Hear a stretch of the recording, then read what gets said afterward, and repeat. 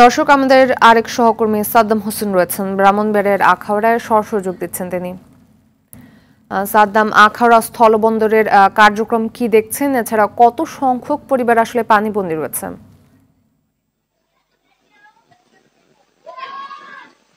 জি ফাতিমা, আপনাকে ধন্যবাদ। আপনি জানেন যে ভারতের উজানের যে পানি সে করবা এই এলাকাগুলোতে কিন্তু যে নিম্ন অঞ্চলগুলো ছিল সেগুলো কিন্তু প্লাবিত হয়েছে। বিশেষ করে আপনি যেটা জানতে চেয়েছেন যে আখাউড়া স্থল বন্দরের এবং ইমিগ্রেশনের যে কার্যক্রম সেটা কিন্তু গতকাল থেকে অনির্দিষ্টকালের জন্য এখন পর্যন্ত বন্ধ রয়েছে। তার কারণ হচ্ছে যে একমাত্র যেই আখাউড়া স্থল বন্দরের যেই চলাচলের যে একমাত্র যে রাস্তাটি ছিল সেখানে একটি নির্মাণাধীন ব্রিজ নির্মাণ হচ্ছে, তার পাশে কিন্তু একটি বিকল্প একটু সেতু ছিল। সেতুটি ভেঙে যাওয়ার ফলে অর্থাৎ পানির তুরে ভেঙে যাওয়ার ফলে কিন্তু সেটাও কিন্তু আপাতত আমদানি রপ্তানি কার্যক্রম যে ব্যবসায়ী সেটি কিন্তু দুই দেশের ব্যবসায়ী কার্যক্রম বন্ধ রয়েছে।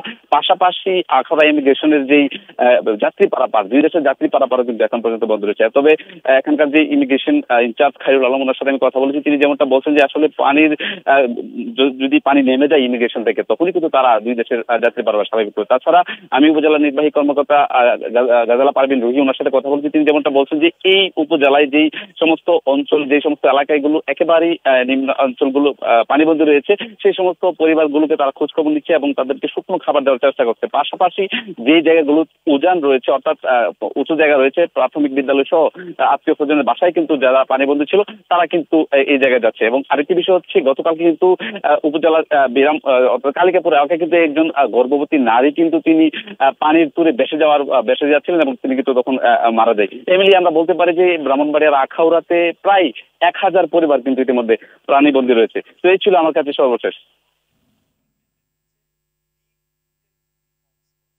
ধন্যবাদ।